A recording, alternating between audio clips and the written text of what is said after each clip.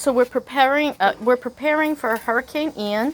We went to my storage. We got the Jackery, which we're going to charge up on the regular socket. We have an extra bucket for in case we have to pull water out of the canal, the creek in the back. She needed a power bar, so she grabbed that. We have some extra bags, and I'll show you a few things of what we hope to get done today. One is to clean out this particular rain gutter here, but the water falls and fills up this here. And let's see if I can show you some of what needs to be done in the back.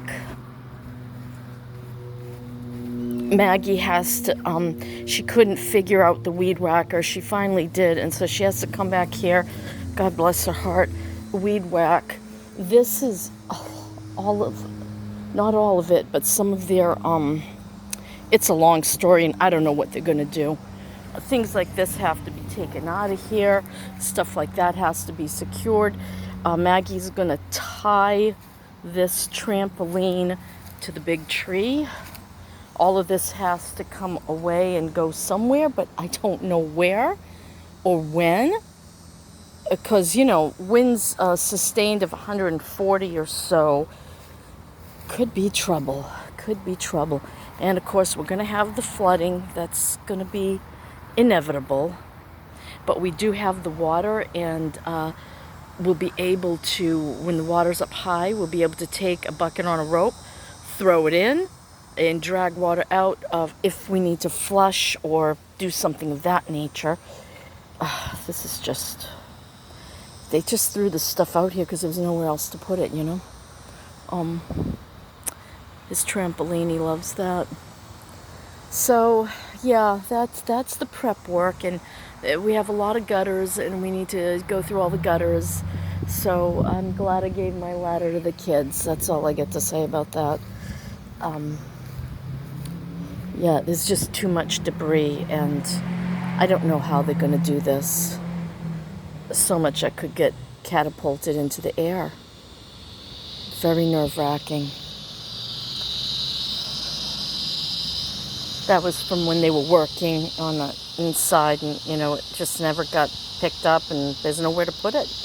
Maybe there's room in the storage. I don't know. There's like a bunch of the owner's junk in there, and that just looks dreadful, but it's not finished. I gotta get the equipment so they can finish closing up around there, and that door is a mess, and they just don't have any extra money. What are you gonna do? My sneakers are getting wet. Oh good, you can't see a plate or anything, so that's good. Lizards running around. Yeah, so far today, everything just looks peaceful and quiet in the neighborhood, but the roads they're gonna, I don't want road signs and whatnot, but I don't know. It's a difficult situation. Our road out front will, it floods here, and then it floods up there, and we won't be able to get out of here if the hurricane just keeps pumping water. The other dangerous thing about a hurricane is it tends to bring tornadoes in the bands and even in the center. It's just, I guess a hurricane is a bunch of thunderstorms joined forces, and